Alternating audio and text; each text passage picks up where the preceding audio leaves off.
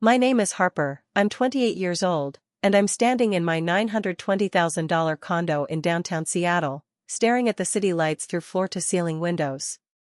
2 hours ago, my mom called me gushing about how proud she was that my younger sister Skylar had finally bought her own beautiful home.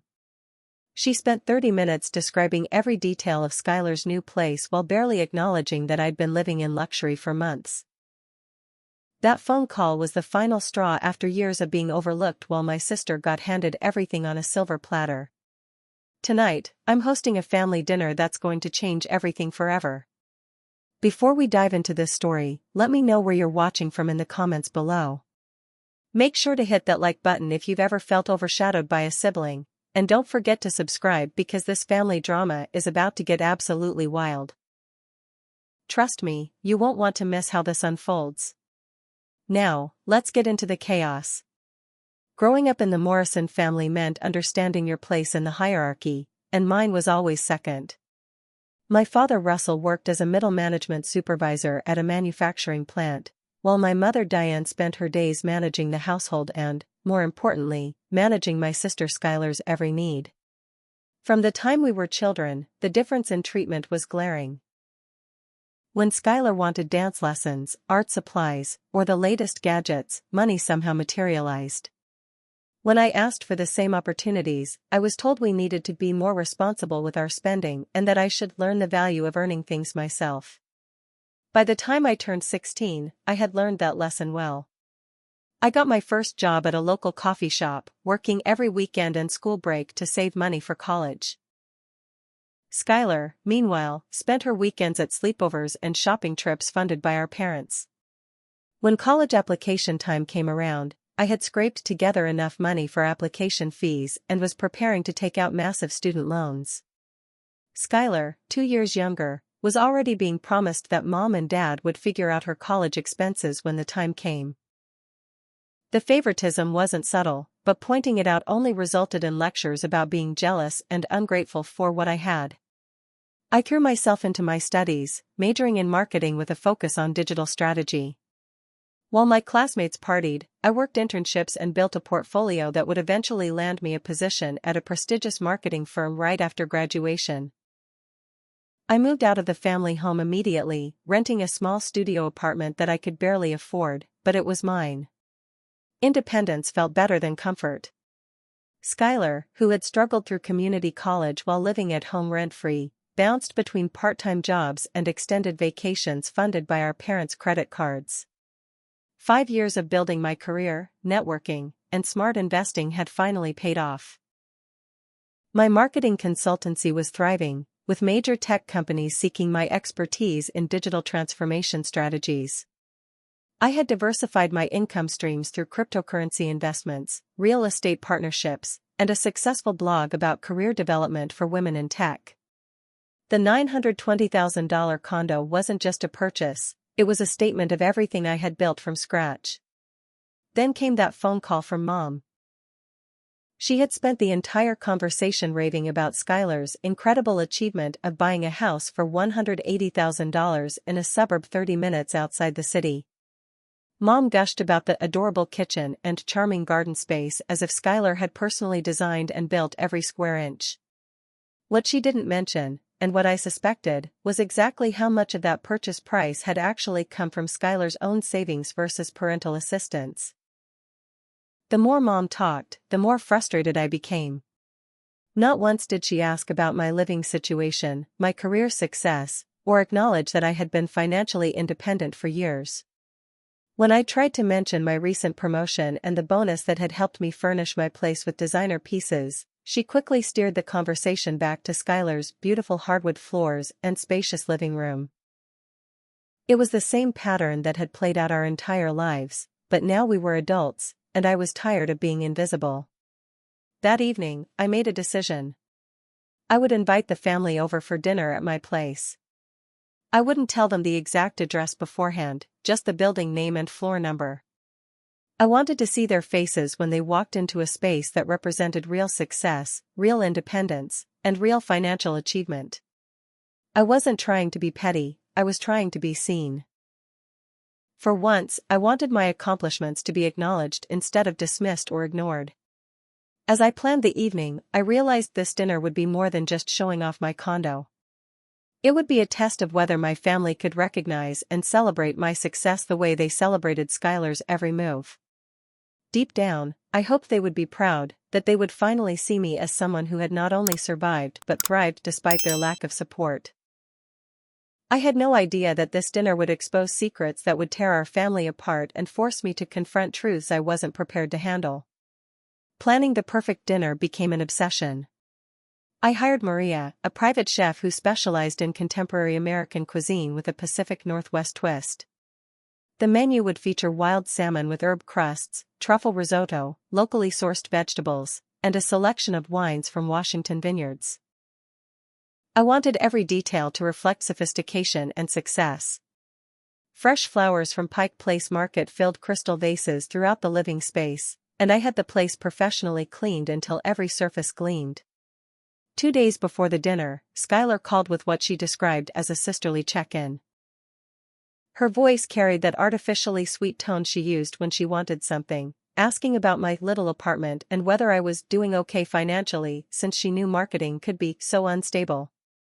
She peppered me with questions about my living situation, my income, and whether I was seeing anyone special who might be helping with expenses. The conversation felt less like concern and more like reconnaissance. My suspicions were confirmed when Madison, my best friend since college, called me the next morning with disturbing news. Madison worked in legal services and had connections throughout the city's professional network. She had heard through a mutual friend that someone had been asking questions about me, specifically about my financial situation and living arrangements. The inquiries had been professional enough to seem like background checks, but detailed enough to raise red flags about who was digging and why. Madison's investigation revealed that Skylar had hired Blake Investigations, a private firm that specialized in personal background research. The invoice, which Madison's contact had glimpsed, included line items for asset verification, income source analysis, and lifestyle assessment. Skylar wasn't just curious about my success. She was actively investigating it, presumably looking for evidence that I couldn't possibly afford my lifestyle through legitimate means. The violation felt personal and professional. While I was planning a family dinner to share my achievements, my sister was building a case against my credibility. But two could play that game. I used my own professional contacts to conduct some research into Skylar's recent financial activities. What I discovered was more troubling than I had imagined.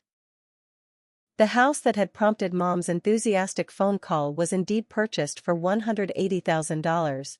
But Skylar's contribution was minimal.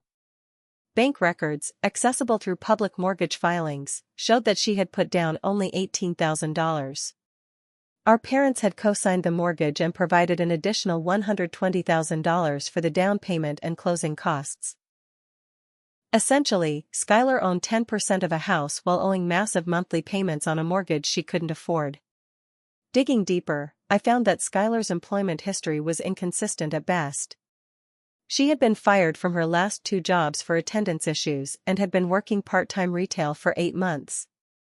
Her monthly income was barely enough to cover basic living expenses, let alone a mortgage payment of nearly $1,500. The beautiful home Mom had celebrated was a financial disaster waiting to happen, propped up entirely by our parents' retirement savings. The most disturbing discovery was a series of credit applications in Skylar's name from the past 6 months. She had been denied for multiple credit cards and personal loans, suggesting she was desperately seeking additional funding for something. Combined with irregular bank deposits that didn't match her reported income, the pattern suggested financial problems far more serious than just an overextended house purchase. Armed with this information, I realized the dinner would be more than a reveal of my success. It would be an opportunity to address the family's financial reality and the lies that had been told to support Skylar's illusion of stability. I wasn't looking forward to the confrontation, but I was tired of being treated like the irresponsible child when I was the only one actually managing my finances properly. The evening before the dinner, I received another call from Skylar. This time, her questions were more direct, asking if I was living beyond my means and whether I was making smart choices with my money. She even suggested that maybe we could help each other out since she knew how hard it could be to maintain an expensive lifestyle in the city. The irony was overwhelming. Here was someone whose house was essentially owned by our parents, asking if I needed financial guidance while simultaneously investigating my legitimacy. The dinner couldn't come soon enough. Saturday evening arrived with Seattle's typical drizzle, but inside my condo, everything was perfect. The dining table was set with my grandmother's china, which I had purchased from an estate sale after she passed, something our parents couldn't afford to keep in the family. Soft jazz played through the sound system, and the view of Elliott Bay through the rain-streaked windows created an atmosphere of understated elegance. My family arrived together, having carpooled in Dad's aging Honda Civic. I watched from the window as they stood outside the building, looking up at the 40-story tower with expressions of confusion and disbelief. The lobby's marble floors and crystal chandeliers set the tone before they even reached the elevator. By the time they knocked on my door, I could see the questions forming in their eyes. Mom entered first, her gaze sweeping across the open-concept living space with its exposed brick walls, designer furniture, and original artwork from local galleries. She moved through the space like she was touring a museum, touching surfaces with the tentative reverence reserved for things too expensive to own. Dad followed behind, his engineer's eye cataloging details like the smart home technology, built-in wine refrigerator, and professional-grade kitchen appliances. Skylar was the last to enter, and her reaction was exactly what I expected. Instead of admiration or congratulations, her face showed calculation and suspicion. She immediately began asking questions about the lease terms, whether I had roommates, and how long I had been living there. When I explained that I owned the unit outright, purchased 8 months earlier, her expression shifted to something resembling panic. "This place must cost a fortune," Mom said, accepting a glass of wine from the bottle I had been saving for a special occasion. "How do you manage the payments on a marketing salary?" The question sounded innocent enough, but I could hear the underlying assumption that I couldn't possibly afford this lifestyle independently. I took a breath and launched into an explanation of my career trajectory, starting with the modest salary from my first position and tracking through promotions, client acquisitions, and the launch of my consulting practice. I showed them my business license, client testimonials, and recent press coverage of campaigns I had developed. The numbers were impressive even to me when laid out chronologically. My income had increased by 400% over 5 years through strategic career moves and smart business development. "But this condo costs almost $1 million, Skylar interrupted, her voice sharp with accusation. "Even with a good income, how did you get approved for that kind of mortgage?" The question revealed more than she intended. She had definitely been researching property values in my building, probably as part of her private investigation. "I didn't need a mortgage," I replied calmly, enjoying the shock that crossed their faces. "I purchased it outright with cash from my investment portfolio, business profits, and savings accumulated over the past 5 years. When you live below your means for years and invest wisely, it's amazing how much wealth you can accumulate." The silence that followed was deafening. Dad's engineering mind was clearly trying to calculate how someone my age could accumulate that kind of liquid capital. Mom looked bewildered, as if the idea of financial independence at 28 was beyond comprehension. Skylar's face had gone pale, and I could see her mental gears spinning as she realized her investigation had backfired spectacularly. "Well," Mom finally said, "it's wonderful that someone is helping you achieve your dreams. Your boyfriend must be very successful to support this kind of lifestyle." The assumption hit like a slap. After everything I had just explained, she still couldn't accept that I had earned this myself. "There is no boyfriend," I said firmly. "There's no sugar daddy, no family money, no inheritance, and no assistance from anyone. Every dollar that purchased this place came from my own work, my own investments, and my own financial discipline. I'm successful because I earned it, not because someone gave it to me." The tension in the room was palpable, but I wasn't finished. "Speaking of financial situations, Skylar, I'm curious about your beautiful new house. Mom told me you bought it for $180,000. That's quite an accomplishment on a retail salary. My sister's eyes widened as she realized where this was heading. How much of that purchase price was actually your money? I continued, pulling out printouts of the public mortgage records I had obtained. Because according to these county records, you put down $18,000 while our parents provided $120,000 and co-signed for a mortgage you can't afford on your current income. The explosion was immediate and intense. Skylar burst into tears, claiming I was attacking her and being cruel for investigating her personal finances. Dad's face turned red with anger as he accused me of being jealous and vindictive toward my sister's success. Mom demanded to know how I had obtained financial records and whether what I was doing was even legal. It's all public information, I explained, trying to remain calm while my family imploded around my dining table.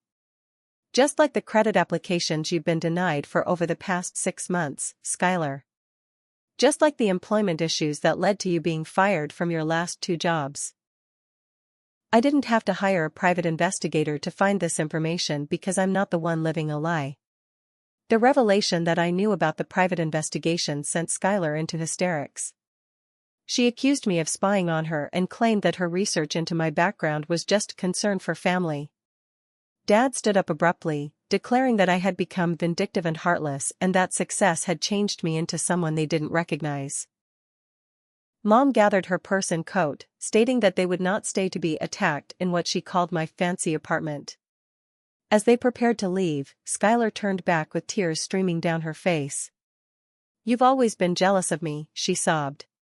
"Now you're trying to destroy my happiness because you can't stand seeing me succeed. You're a terrible sister and a horrible person." The words stung because part of me wondered if she was right. Had I crossed a line from defending myself to attacking her? They left in a flurry of accusations and slammed doors, leaving me alone in my beautiful condo with a table full of untouched gourmet food and a bottle of expensive wine. The evening I had planned as a celebration of my achievements had become a battlefield that left my family relationships in ruins. But as I cleaned up the dishes and replayed the confrontation, I realized something important. I wasn't the one who had started this war. I had simply refused to lose it. The fallout from the dinner began within hours. By Sunday morning, I discovered that Skylar had created multiple fake social media accounts using variations of professional-sounding names like Industry Insider and Marketing Truth. These accounts began posting in industry groups and professional forums, questioning my ethics, suggesting I had engaged in client data theft, and implying that my success was built on plagiarized campaigns. The attack was sophisticated and targeted. Skylar had clearly researched my client base, recent projects, and professional reputation before launching her assault. She posted in forums where my colleagues were active, shared content that would appear in search results for my name, and tagged influential people in the marketing community. The posts were crafted to seem like legitimate whistleblowing from concerned industry professionals rather than personal vendettas from a family member. Monday morning brought devastating news. 3 of my major clients had received anonymous emails containing evidence of my supposed unethical practices.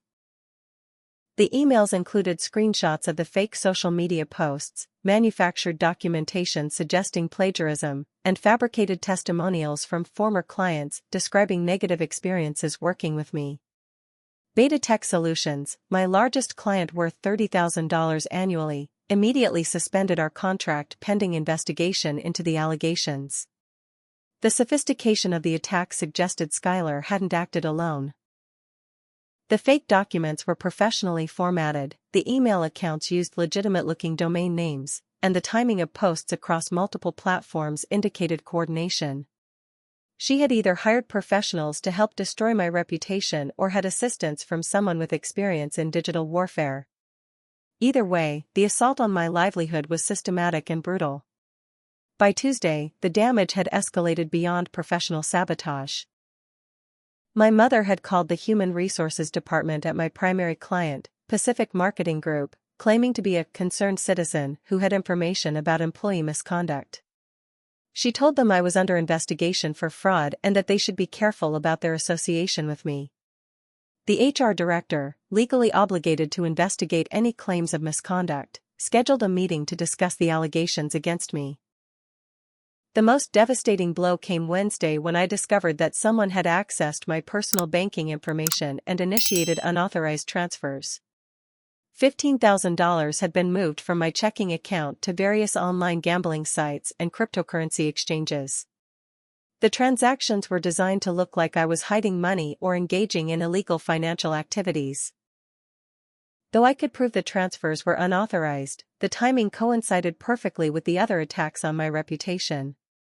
Skylar's campaign expanded to include my personal life as well as my professional reputation. She had somehow obtained photographs of my condo and was sharing them in local Facebook groups with captions suggesting I was involved in illegal activities or sex work to afford such luxury. The posts implied that young women couldn't legitimately earn enough to purchase expensive real estate and asked neighbors to keep an eye on suspicious activities at my address. The psychological pressure was overwhelming. I found myself checking my phone constantly for new attacks, screening calls from unknown numbers, and avoiding professional networking events where I might encounter people who had seen the false accusations. Sleep became elusive as I worried about what new form of sabotage would emerge each morning.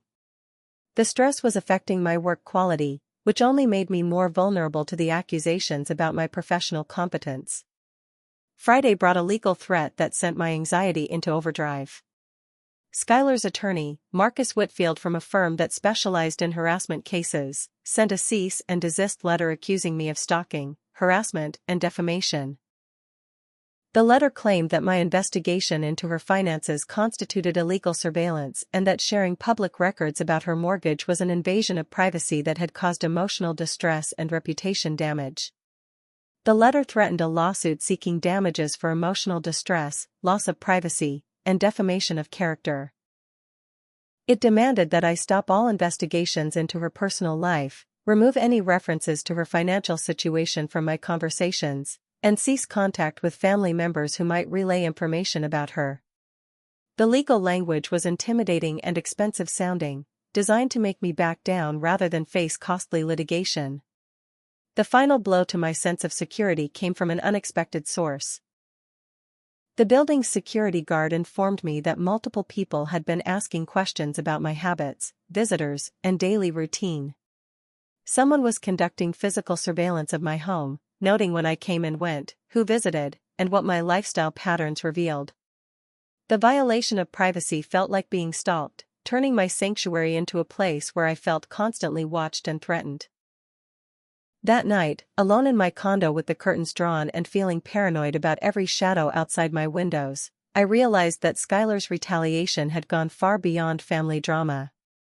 She was systematically trying to destroy every aspect of my life, my career, my reputation, my financial security, and my peace of mind. The sister I had grown up with, however problematic our relationship had been, was now an enemy willing to use any weapon available to bring me down. I sat in my living room, surrounded by the beautiful things I had worked so hard to afford, feeling more vulnerable and isolated than I had since leaving my family's house years earlier. But as the shock of the attacks began to wear off, it was replaced by something else: determination. Skylar had declared war, but she had underestimated who she was fighting. I had built my success through strategy, persistence, and intelligent planning. Now I would use those same skills to defend everything I had worked to create. The following Monday marked 2 weeks since the dinner that had started this nightmare. Sitting in my condo, surrounded by the luxury I had worked years to achieve, I found myself seriously considering selling everything and disappearing to another city. The constant stress had taken a physical toll. I had lost 8 pounds, developed chronic insomnia, and found my hands shaking during important client calls. The attacks on my reputation were succeeding in ways I hadn't anticipated. Pacific Marketing Group had placed me on administrative leave pending the completion of their internal investigation into my alleged misconduct. The HR meeting had been humiliating, with questions about my financial situation, lifestyle choices, and the source of anonymous complaints about my character. Even though I provided documentation proving my innocence, the company needed to protect itself from potential liability. Without my largest client, my monthly income had dropped by 60%. The banking situation had deteriorated beyond simple unauthorized transfers. I discovered that someone had opened 3 credit cards using my personal information, running up over $20,000 in debt across luxury purchases, cash advances, and online gambling. The credit card companies were treating me as responsible for the charges until I could prove identity theft, which required police reports, affidavits, and months of bureaucratic processes that would destroy my credit score in the meantime.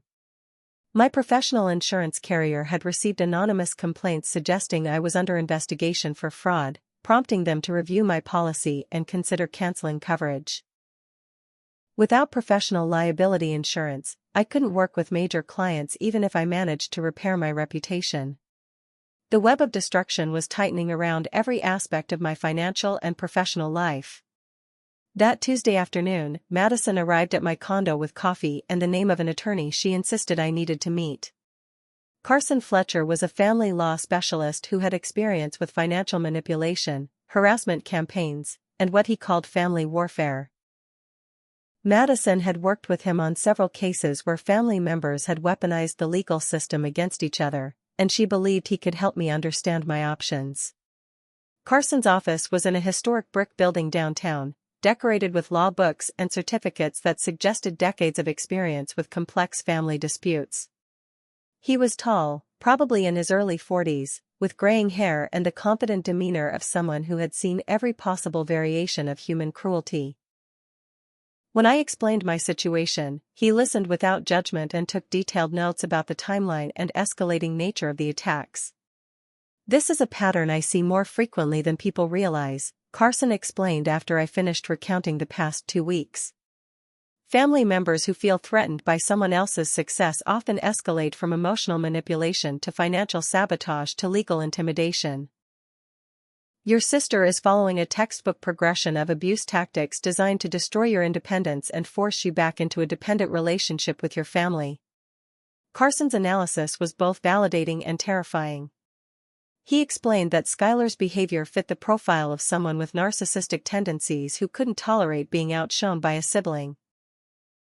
The private investigation, reputation attacks, financial sabotage, and legal threats were all tools designed to eliminate what she saw as competition for family attention and resources. The goal wasn't just to harm me, it was to restore her position as the family favorite by destroying my credibility. "The good news," Carson continued, "is that she's committed multiple crimes in her campaign against you. Identity theft, defamation, cyberbullying, and potentially extortion are all actionable offenses. The challenge is proving she's responsible and building a case strong enough to make her stop."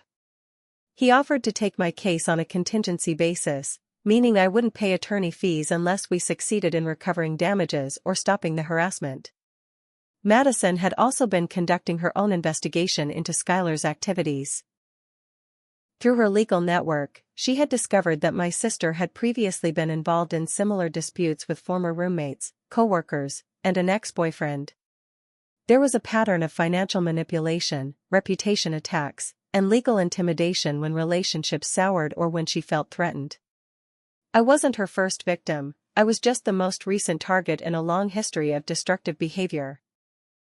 The most shocking revelation came when Madison shared information from her contact at a local credit monitoring service.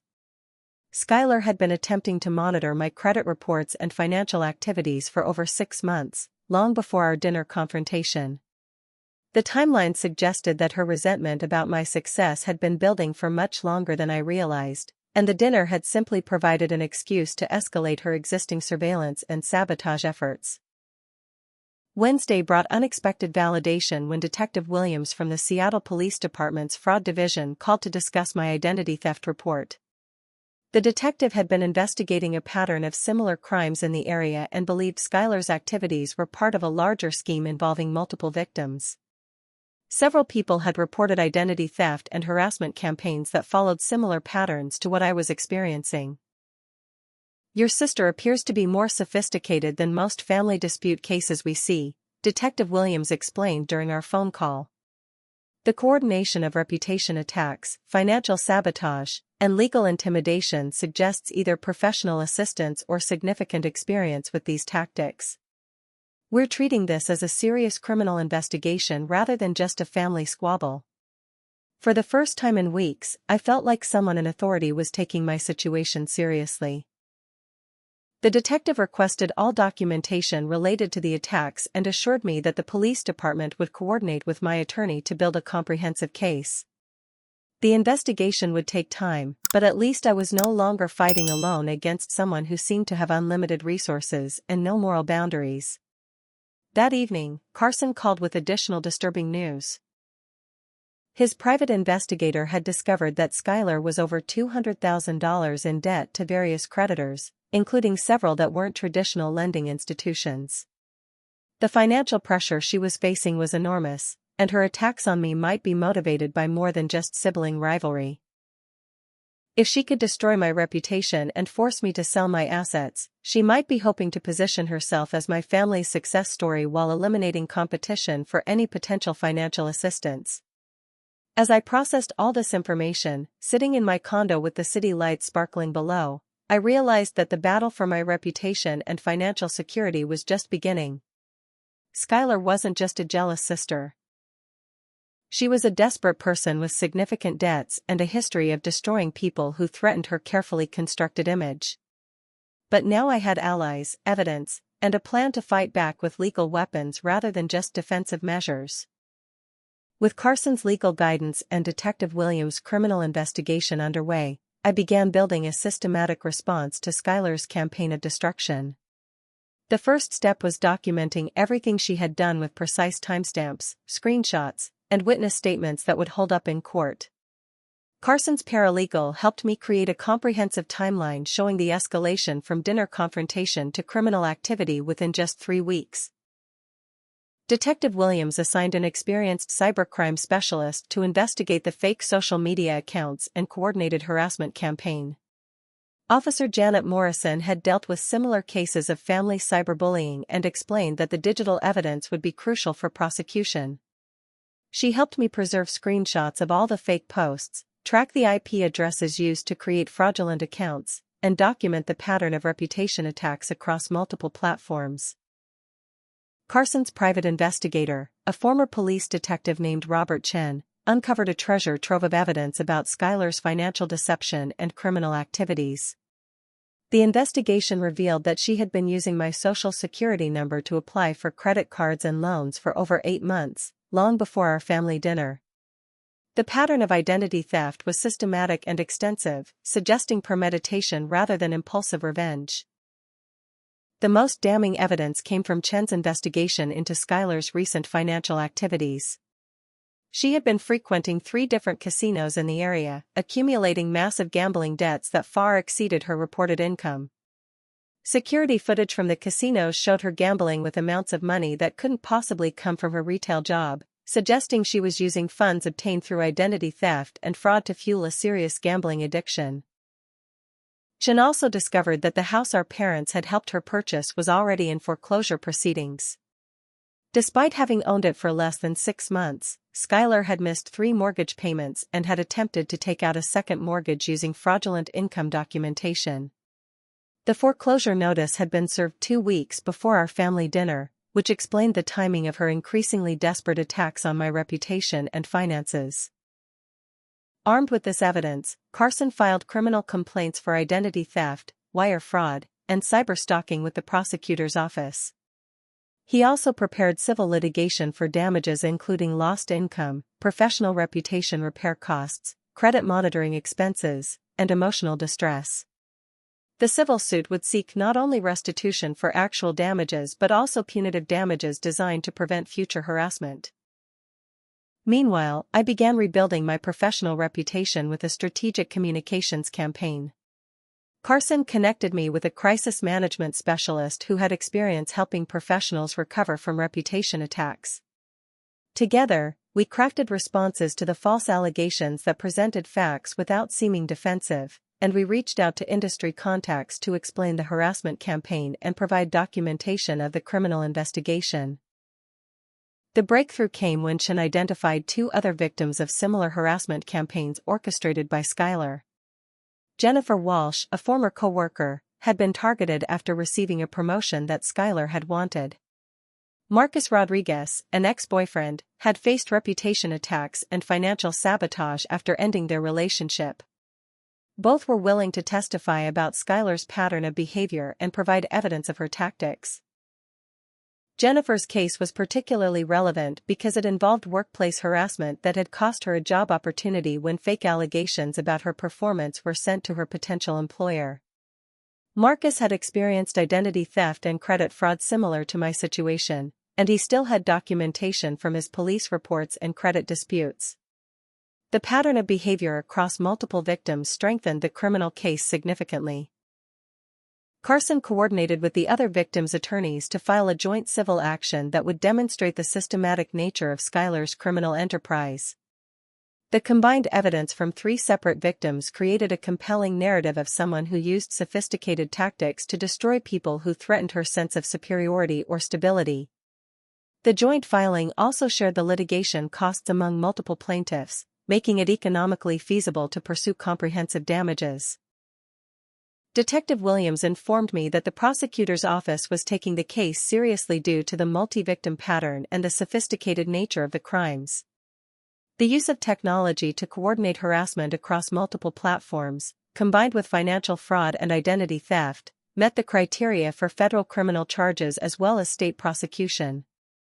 The investigation had expanded beyond a family dispute to encompass what prosecutors were treating as organized criminal activity. The psychological impact of taking action rather than just defending myself was profound. For the first time in weeks, I felt like I had some control over my situation rather than just reacting to new attacks. Sleep became easier when I knew that law enforcement was investigating rather than dismissing my complaints as family drama. My confidence returned as I realized that Skylar's seemingly unlimited power to destroy my life had very real legal limitations. The media attention began when a local business journal picked up the story of a young entrepreneur fighting back against family harassment and identity theft. The article positioned me as an example of how successful women often face backlash from family members who can't tolerate their independence. The positive coverage helped offset some of the reputation damage from Skylar's false allegations and demonstrated that the truth was more compelling than her manufactured scandals. As we moved toward formal charges and civil litigation, I realized that Skylar's desperation would likely lead to escalation before resolution. Carson warned me that cornered individuals often become more dangerous and creative in their attempts to avoid consequences. We implemented additional security measures for both my physical safety and my financial accounts, preparing for whatever desperate tactics she might attempt as the legal walls closed in around her.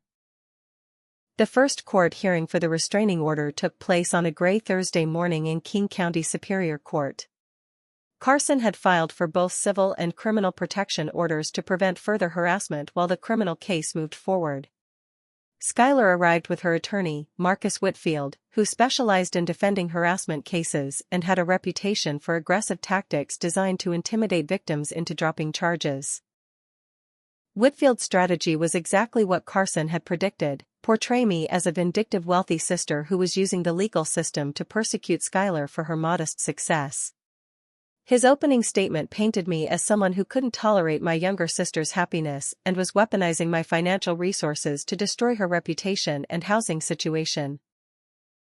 According to his narrative, I was the real aggressor who had violated her privacy and turned family conflicts into criminal accusations. The defense argument fell apart quickly when Carson presented the timeline of events with supporting documentation. Phone records showed that Skylar had hired a private investigator to research my financial situation weeks before the family dinner. Bank records demonstrated that identity theft using my social security number had begun 8 months earlier, long before any confrontation between us. The evidence proved premeditation rather than reactive behavior.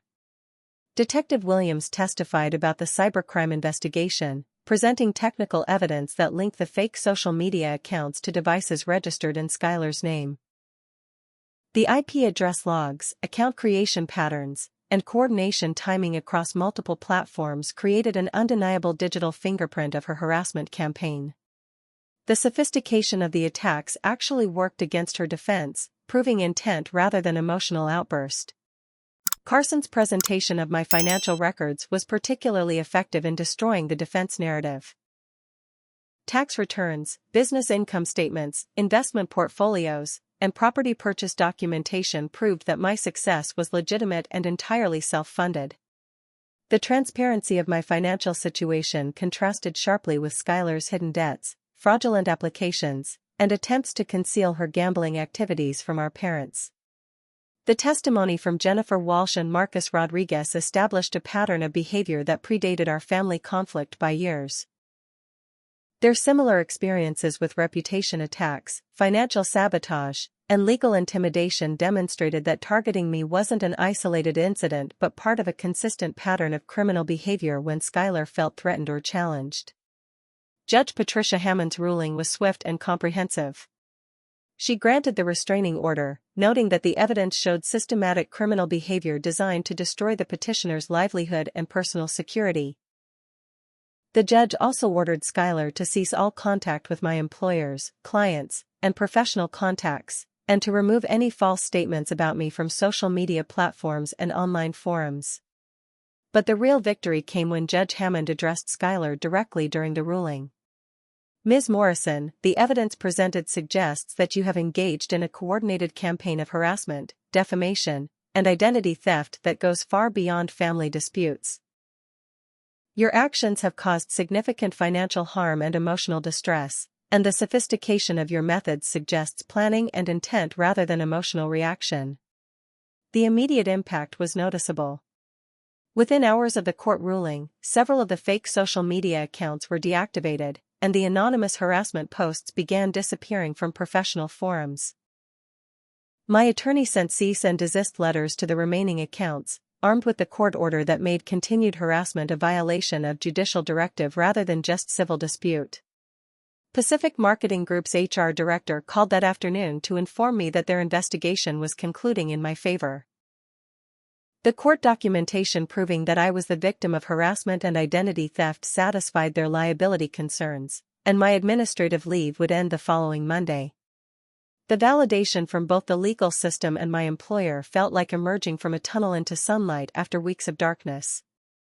Carson's media strategy began paying dividends when the local business press picked up the story of the court ruling.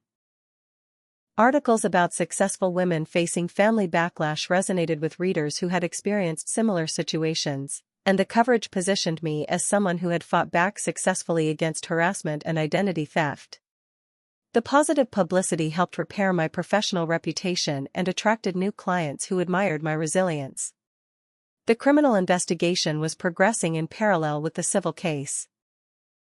Detective Williams informed me that the prosecutor's office was preparing multiple felony charges including identity theft, wire fraud, cyberstalking, and conspiracy.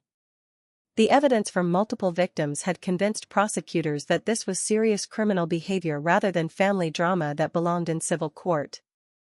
Skylar's financial situation was becoming public knowledge as the foreclosure proceedings on her house moved forward. Local real estate records showed that she owed over $40,000 in back payments, fees, and penalties on the mortgage that our parents had co-signed. The beautiful home that had triggered this entire conflict was being sold at auction, and our parents faced potential liability for the remaining debt. The revelation of our parents' financial exposure created an unexpected development. Dad called me for the first time since the disastrous family dinner, asking if we could meet to discuss the situation. His voice carried a tone I had never heard before, uncertainty and what might have been the beginning of an apology.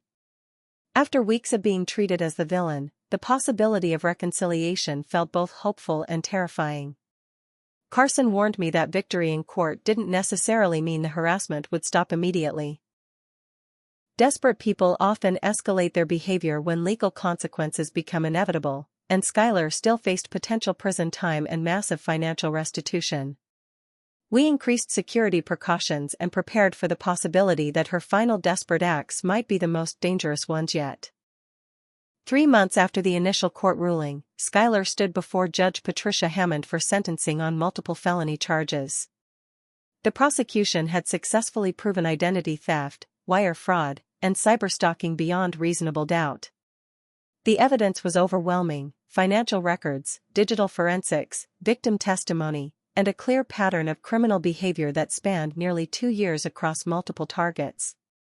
The sentencing hearing was emotionally complex for our entire family.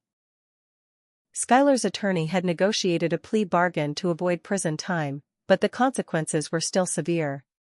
She received 18 months of supervised probation, 400 hours of community service, and was ordered to pay full restitution to all victims. The restitution amount exceeded $80,000 when accounting for my lost income, credit repair costs, legal expenses, and damages to the other victims. More importantly, the court ordered Skylar to undergo mandatory counseling for gambling addiction and anger management. The psychological evaluation had revealed the extent of her gambling problems and the desperate financial pressure that had motivated her increasingly criminal behavior.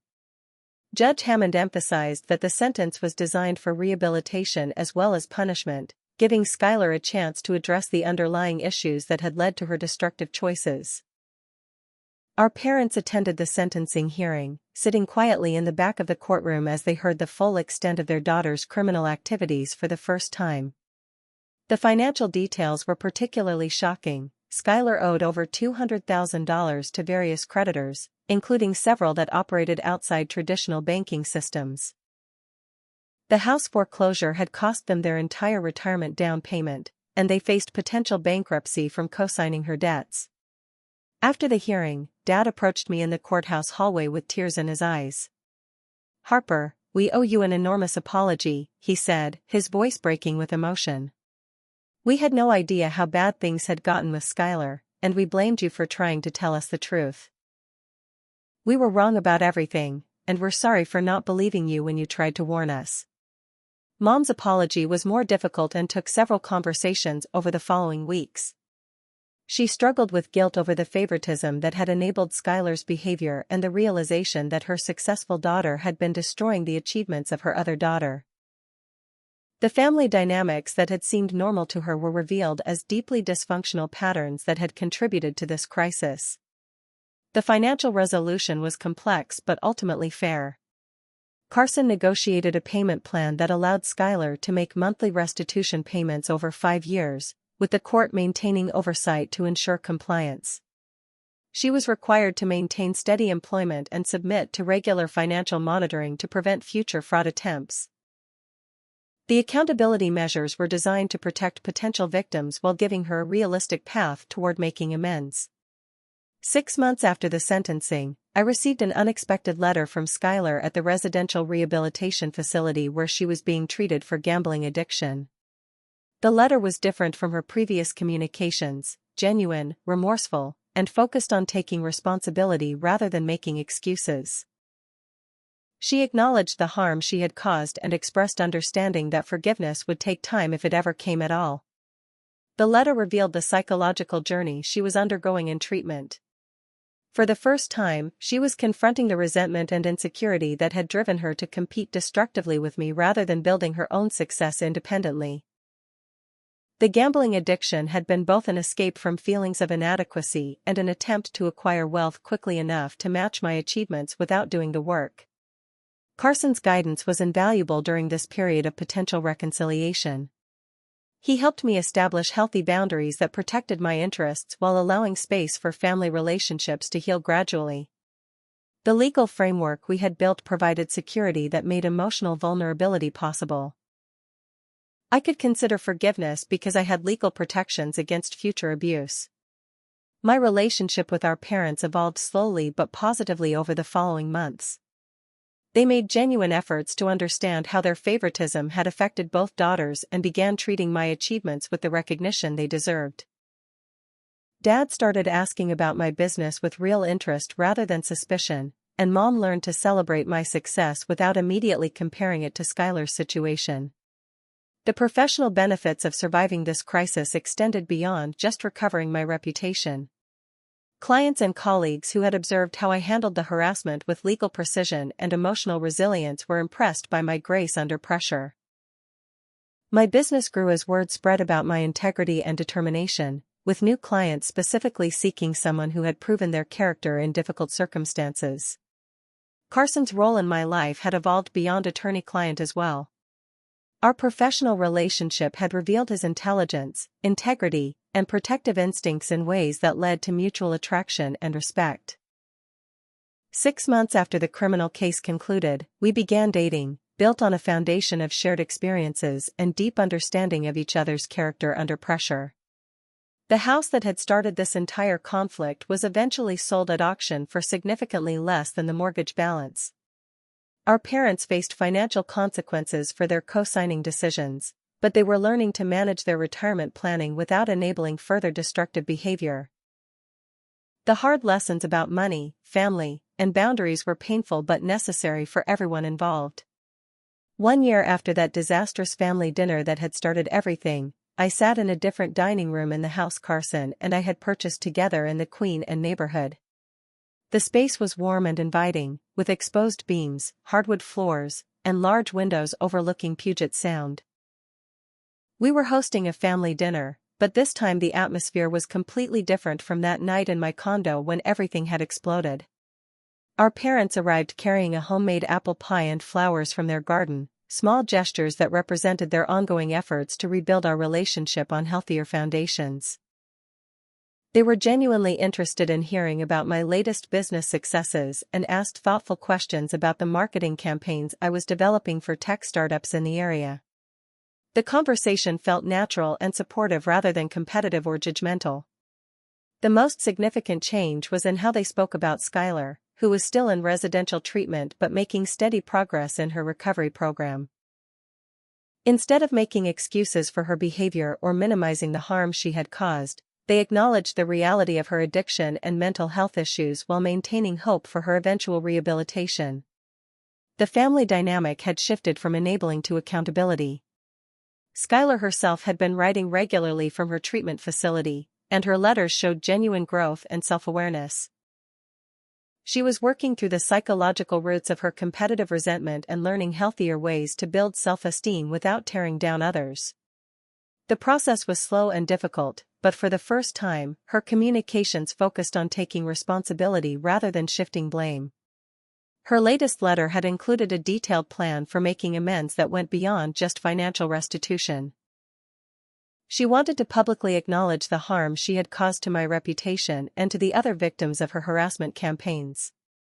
The treatment program was helping her understand that genuine recovery required facing the consequences of her actions rather than avoiding them. Carson's presence at these family gatherings represented more than just romantic partnership. He symbolized the new boundaries and security that made healthy relationships possible. His legal expertise had created the framework that protected me from further abuse while allowing space for reconciliation on my terms. Our relationship had grown from crisis management to genuine love built on mutual respect and shared values. The business I had fought so hard to protect had grown beyond anything I had imagined possible during those dark weeks of harassment and reputation attacks. The crisis had actually strengthened my professional network as colleagues and clients witnessed my integrity under pressure. I had launched a consulting practice focused specifically on helping other women navigate family financial abuse and workplace harassment. Working with other victims of family financial manipulation had taught me that my experience with Skylar was unfortunately common. Many successful women face backlash from family members who can't tolerate their independence and achievement. The legal strategies Carson and I had developed were helping other victims fight back against harassment campaigns and identity theft by family members. The foundation we established, funded partly by the restitution payments from Skylar's case, provided legal assistance and counseling resources for women facing family harassment related to their financial success. The work was personally fulfilling because it transformed my painful experience into something that could help others avoid or overcome similar situations. Detective Williams had become a frequent speaker at our foundation events, sharing expertise about cybercrime prevention and family harassment documentation. The criminal case had set legal precedents that made it easier for prosecutors to take family harassment seriously rather than dismissing it as civil disputes. The systemic change felt as important as the individual justice. As dinner wound down and we prepared dessert, I reflected on how dramatically my life had changed in just 1 year. The condo that had started this crisis had been sold, with the proceeds helping to purchase this house that better represented my current values.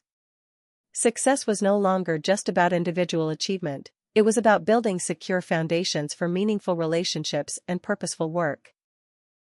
Carson raised his wine glass for a toast, looking around the table at our small family gathering. To second chances, hard-won wisdom, and the courage to build something better from difficult experiences.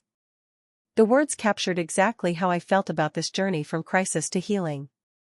Mom spoke up quietly, "Harper, we're proud of who you've become and how you handled everything. You showed us what real strength looks like, and you taught us that love sometimes means setting boundaries rather than enabling bad behavior."